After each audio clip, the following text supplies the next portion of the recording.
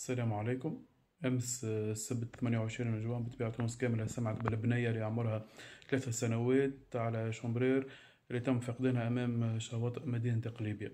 حبيت نذكركم اللي هذا ثاني حادث يصير خلال ال5 سنوات الأخيرة في مدينة قليبية، صار قبل سنوات والحمد لله تم العثور على البنية، لكن البنية هذه إلى حد هذه الساعة اليوم الأحد 29 جوان لم يتم العثور عليها، وإن شاء الله ربي يلطف بها ويلقاها.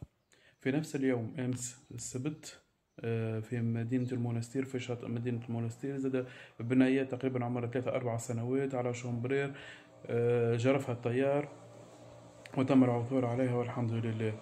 حبيت نقول لكم نصيحة بالنسبة لجميع التوانسة اللي يعيشوا في المدن الداخلية واللي يجيوا القضاء فترة الصيف على السواحل الشرقية للجمهورية التونسية، يعني عندك قليبية، منزل تميم، قربة، بني خيار، الهوارية،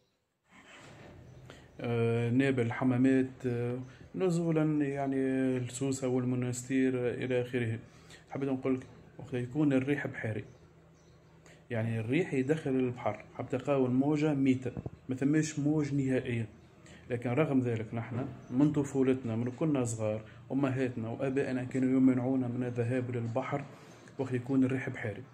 يعني لو كانت تجيو في شواطئ الوطن القبلي مثلا قليبية، منزل تميم إلى آخره، حتى تلقاو الشواطئ فارغة مهما كانت درجة الحرارة، مهما كانت يعني المناخ واللي يشجع على العوم وكل شيء، لكن مستحيل تلقاو أبناء المدن هذه يعوموا في البحر. علاش؟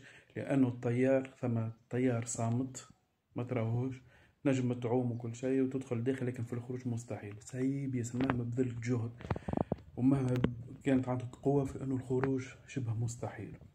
لذلك أنا ننصح الناس اللي حابة تعدي فترة الراحة متاعها، الكونجي متاعها على الشواطئ الشرقية للجمهورية التونسية، ردوا بالكم ردوا بالكم ردوا بالكم انكم تعوموا وقت يكون الريح بحاري.